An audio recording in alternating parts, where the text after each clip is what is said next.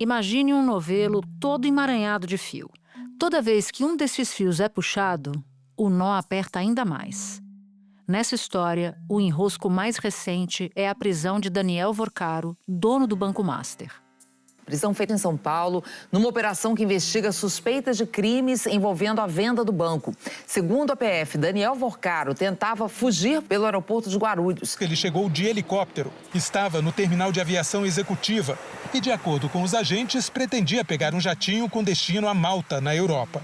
O diretor-geral da Polícia Federal, Andrei Rodrigues, afirmou que a operação apura 12 bilhões de reais em fraudes. A prisão aconteceu na noite da segunda-feira, horas depois de ter sido anunciada uma proposta para comprar o banco. Um consórcio liderado pelo Victor Holding Financeira e também com investidores dos Emirados Árabes Unidos anunciaram a negociação para a compra do Banco Master. Foi a segunda tentativa de venda emperrada. Na primeira, o comprador interessado era o BRB, o Banco de Brasília. Naquele momento, o Master era questionado por práticas agressivas, a oferta de aplicações com rendimentos muito acima da média.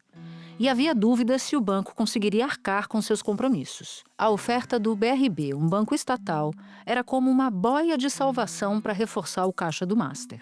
O negócio havia sido anunciado em março. A transação dependia da autorização do Banco Central, que atua como regulador e supervisor do sistema financeiro. O BC vetou o negócio. Essa operação de compra e venda foi analisada pelo Banco Central, que viu alguma coisa estranha ali. Mais tarde, a Polícia Federal entraria em cena. E foi aí que os investigadores descobriram uma série de fraudes num banco que teve um crescimento meteórico nos últimos anos. Isso aqui é a crônica de uma tragédia totalmente anunciada do ponto de vista de uma crise anunciada. Todo mundo sabia que ia chegar nesse ponto, a gente até comentava no próprio mercado financeiro, os políticos, ninguém está surpreso com a prisão do Daniel Vorcaro. O que a gente não sabe é a extensão desses crimes que estão sendo investigados. Da redação do G1, eu sou Natuza Neri e o assunto hoje é a fraude bilionária no Banco Master.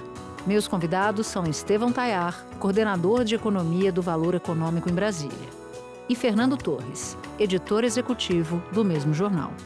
Quarta-feira, 19 de novembro. Estevão, para a gente entender esse enrosco do Banco Master, eu queria te pedir para nos explicar quem é este empresário Daniel Vorcaro. O Daniel Vorcaro, ele é empresário de Minas Gerais, ele é um empresário jovem, ele tem 42 anos e ele mesmo se auto-intitula ali como um outsider da Faria Lima. Ele é originário de uma família ali do setor de construção civil e ele deu um grande salto ali quando ele comprou o Banco Máxima.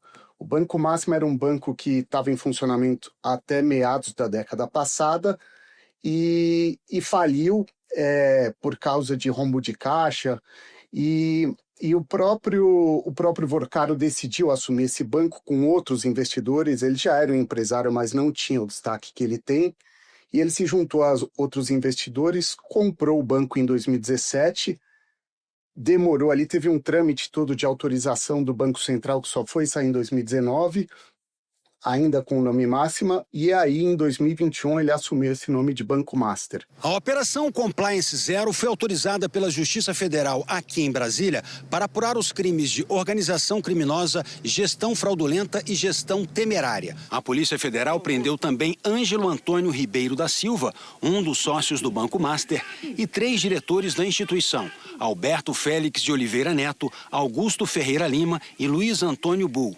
além de 2 executivos de uma fintech.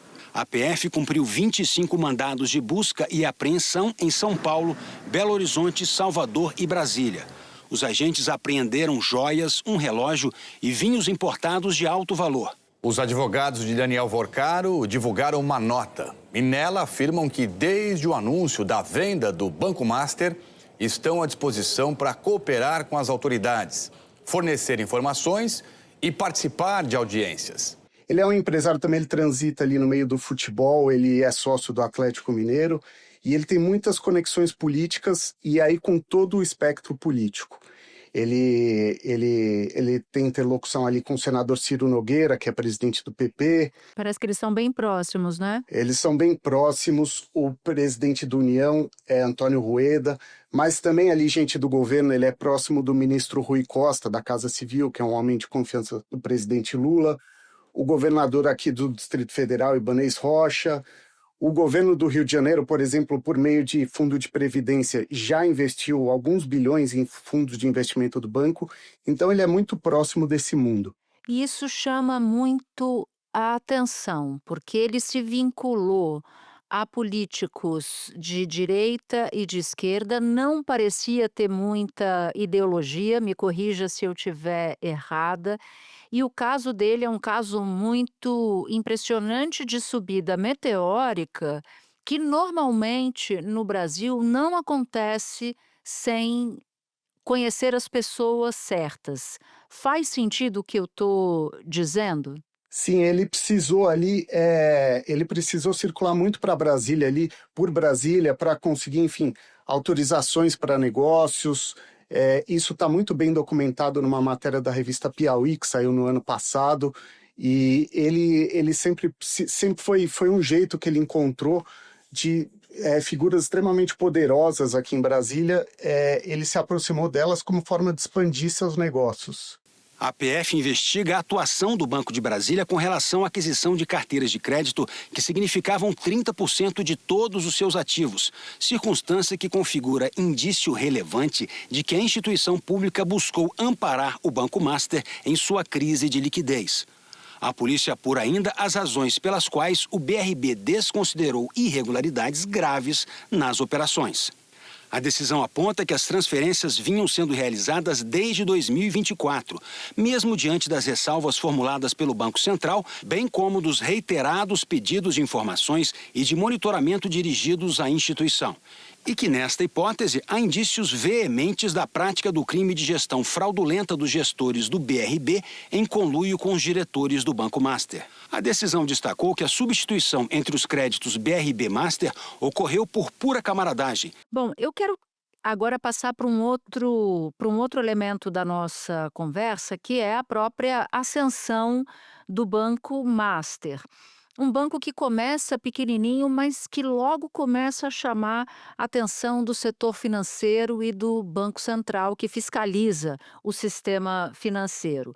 Para dar uma unidade de medida para essa nossa discussão aqui, em 5 anos, o patrimônio líquido do Master passou de 219 milhões de reais para quase 5 bilhões de reais.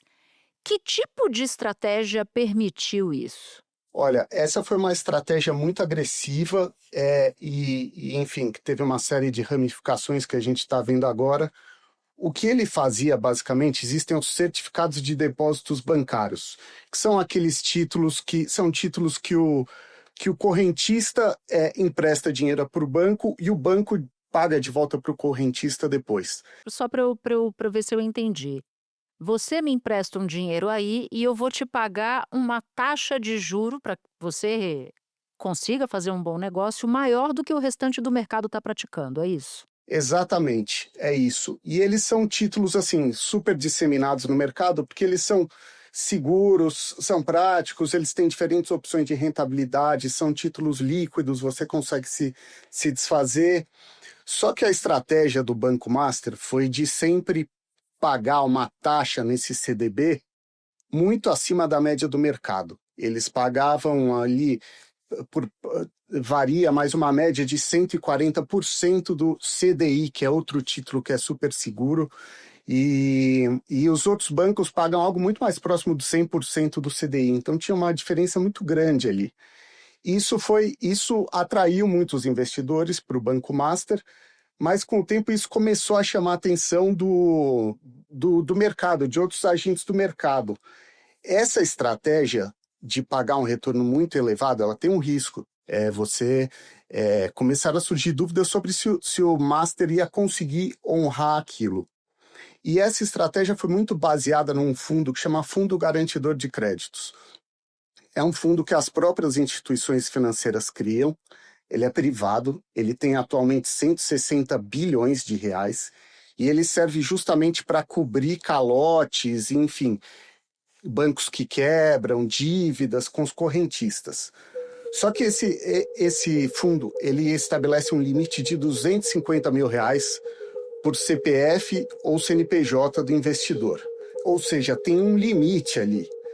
E o que os mercados viram, o que o mercado viu, os atores do mercado, é que o Banco Master estava crescendo muito ali, o número de CDBs que seriam cobertos pelo FGC, por esse fundo, na comparação com o tamanho que o Master tem no mercado. Hoje o Banco Central divulgou números, o Master, o conglomerado todo, ele tem só 0,57% dos ativos totais do sistema financeiro e 0,55% das captações totais. Mas, para ter uma ideia, o próprio FGC divulgou hoje que os ativos elegíveis a serem reembolsados pelo FGC em caso de quebra, ligados ao Master, eles estão na casa de 42 bilhões de reais. É mais de 1/4 do dinheiro que tem ali no FGC. Isso traz um problema para as outras instituições, porque, no limite, o Master estava jogando risco para as outras instituições. A estimativa é de que 1.600.000 credores terão direito de receber cerca de 41 bilhões de reais. É o maior resgate da história do Fundo Garantidor de Créditos. O Fundo Garantidor é formado por recursos de 250 bancos e financeiras associados e não tem dinheiro público. Hoje, esse colchão de garantia tem 122 bilhões de reais. O pagamento não é automático. Os credores precisam se manifestar. Para isso, o primeiro passo é baixar o aplicativo do Fundo Garantidor, fazer o cadastro com nome completo, CPF e data de nascimento, criar uma senha de acesso e informar um e-mail para validar tudo. Depois é preciso informar sua conta bancária para receber o dinheiro. O presidente do Fundo Garantidor de Créditos diz que o pagamento não é imediato. O FGC vai receber a lista de beneficiários da garantia do liquidante. Isso costuma acontecer cerca de 30 dias, mais ou menos depois da liquidação, ou seja, daqui 30 dias. E que tipo de investimentos o Banco Master fazia? Tem contratos públicos.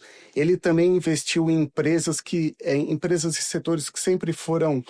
ali eram considerados pouco transparentes. O Banco Master investia em setores pouco transparentes. Só para dar um exemplo aí, nas últimas semanas, empresas que entraram no radar aí nas manchetes, a Ambipar e a Oi, que são empresas que em diferentes níveis aí estão enfrentando problemas de recuperação judicial, de falência, ele já investiu nelas.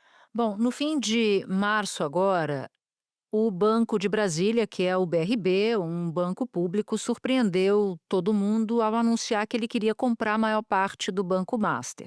Isso quando o Banco Master já era tema de conversas, de rodinhas em Brasília, de gente dizendo isso vai dar ruim, isso vai dar problema. Relembra pra gente então, Estevão, essa operação, o que aconteceu, qual era a oferta, quem era o responsável por isso dentro do BRB? A oferta inicial do BRB foi essa em março, que você mencionou. Ela era de 2 bilhões de reais por 58% do banco.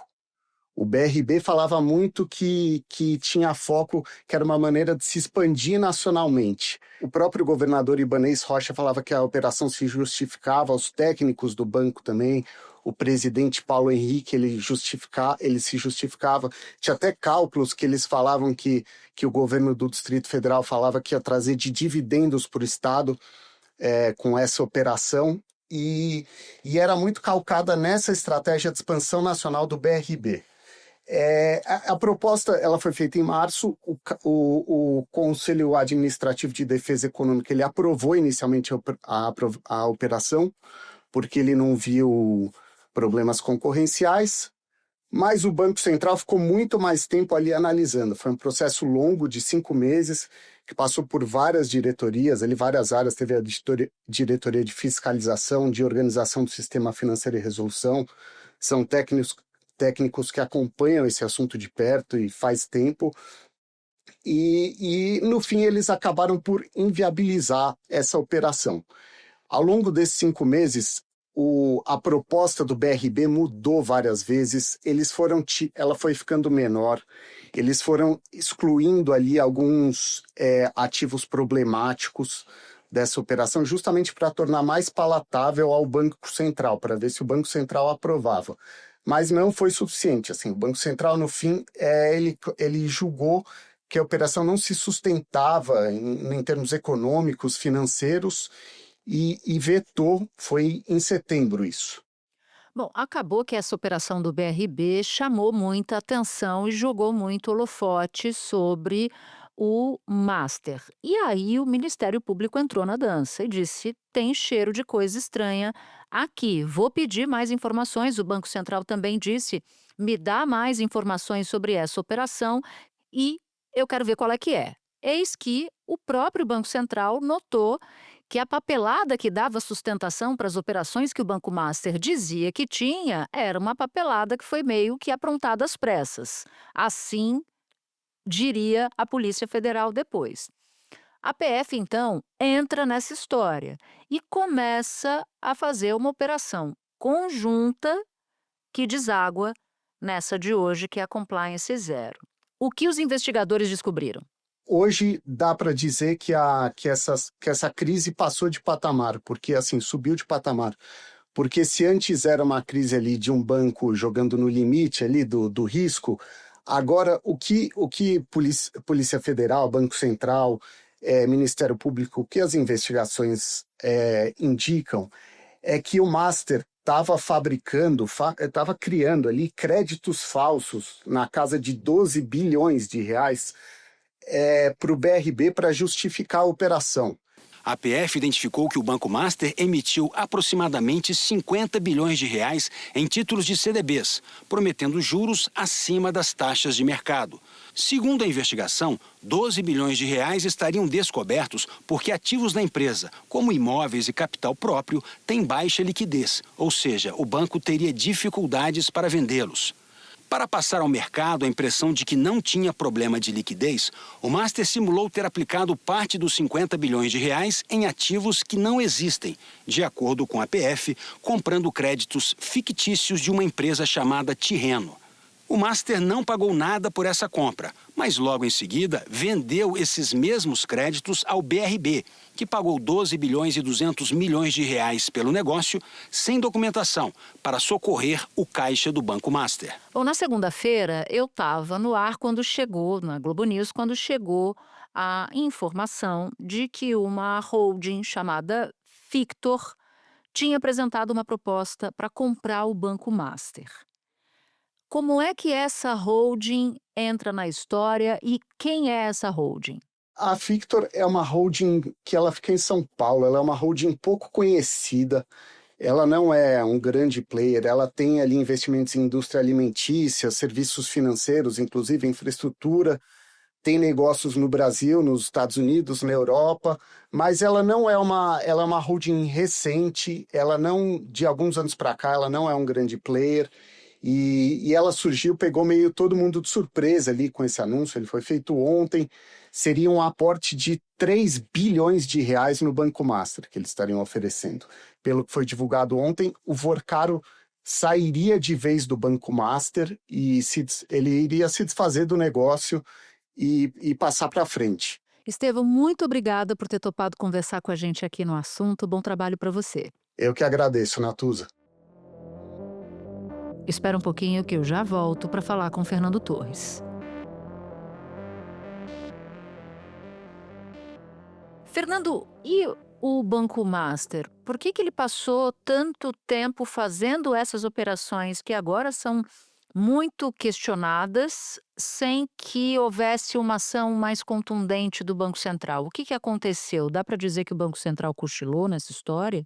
Eu tendo a achar que o Banco Central demorou um pouco para agir, mas só para explicar aqui para o ouvinte, o Master cresceu basicamente ali ofertando CDBs com remuneração mais alta do que a média do mercado. Com isso ele conseguiu captar muito dinheiro e esse dinheiro era captado com garantia do FGC e isso então o banco conseguia captar muito dinheiro, mas é um dinheiro que custava caro, e ele precisava então operar esse dinheiro do lado do ativo, fazendo operações mais arriscadas do que um banco tradicional costuma fazer. E ele foi pedalando isso por um tempo você consegue fazer isso, e acho que acendeu o alerta ali do Banco Central em algum momento, em que o Banco Central colocou alguns limites, tanto do lado da captação quanto do lado do ativo. Do lado da captação, o Banco Central teve algum momento em que ele disse que assim, olha, um banco não pode ter mais do que X% do total de tudo que ele capta com garantia do FGC. Ele botou uma trava ali. Mas em vez de botar uma trava que já pegasse o master imediatamente, ele botou uma regra de adaptação. Até por causa disso, o Banco Master em algum momento foi procurar outras fontes de captação. A gente teve até aquelas notícias de que ele tentou fazer uma captação com letras financeiras com a Caixa Econômica, que acabou sendo vetada ali pela área técnica da Caixa Econômica. Essas medidas do Banco Central já tinham ali como um master, como um endereço. Só que acabou demorando, o banco já estava talvez grande um pouco demais. Do lado do ativo, o Banco Central também trouxe regras, por exemplo, é típico ali que o master investia em pré-precatórios, e o Banco Central também botou uma limitação disso, mudou a regra e passou a exigir, olha, novas compras de precatórios vão demandar um capital próprio, aí que é um pouco técnico essa parte, mas é como se o banco precisasse de um patrimônio líquido muito maior se ele quisesse ter novos precatórios, mas não atingir os precatórios antigos do Master. Enquanto a operação da Polícia Federal estava em curso, o BC anunciou a liquidação extrajudicial do Banco Master e de outras empresas do grupo, como a corretora de câmbio, títulos e valores mobiliários. A ação também prevê a indisponibilidade dos bens dos controladores e dos ex-administradores da instituição. Na prática, com a liquidação extrajudicial, o banco vai sair do mercado, deixará de existir. O Banco Central agiu para cumprir o papel de preservar o sistema financeiro nacional. A liquidação, segundo o Banco Central, foi motivada pela grave crise de liquidez do Master, pela falta de dinheiro em caixa para honrar compromissos como saques para correntistas e investidores do banco e por graves violações às normas do sistema financeiro. Então, o Banco Central, de certa forma, viu um pouco do que estava acontecendo e tentou conter essas brechas legais que o Master estava usando para crescer e ficar grande. Tem uma parte agora que eu acho que talvez tenha ficado obscura. Uma característica do Master é que ele usava muitos fundos de investimento para colocar as operações de crédito, em vez de serem diretas, elas ficavam dentro de fundos de investimento. E aí tem uma questão jurídica, que a CVM que olha fundos de investimento e o Banco Central, em tese, não olha fundos de investimento. Então fica um espaço nebuloso. Então, quando está dentro de um fundo de investimento, que não é um fundo de investimento igual qualquer pessoa investe, é um fundo de investimento que o banco é o único cotista. Mas fica uma estrutura em cascata, um fundo tem participação num outro fundo que tem ali uma debênture estruturada e tem um crédito que está lá dentro. Essas estruturas, elas são difíceis de ver, elas são opacas mesmo. E acho que é isso que, na hora que está sendo descoberto agora, quando você vende uma carteira de crédito do Master para o BRB, você vende um pacote desse que está meio turvo. E aí supostamente você acha que tem operações de crédito lá dentro, que o Banco Central foi ver é que a operação de crédito é um bando de papelada, né? Você tem que ter documento de alguém dizendo que pegou dinheiro emprestado e que está devendo para o banco. E aí quando o Banco Central foi olhar, aparentemente boa parte dessas operações que estavam dentro desse fundo, nessa estrutura em cascata, elas não são verdadeiras, elas não existem. Então eu acho que talvez venha alguma novidade por aí, no Banco Central querer puxar a regulação de fundos de volta para ele, como já foi na década de 90, ou então, sim, uma vez que o fundo está dentro de um banco, o Banco Central tem que olhar isso também. Bom, e a partir de agora, neste dia que a gente grava, o Banco Central fez uma intervenção no Banco Master. Queria entender que intervenção foi essa.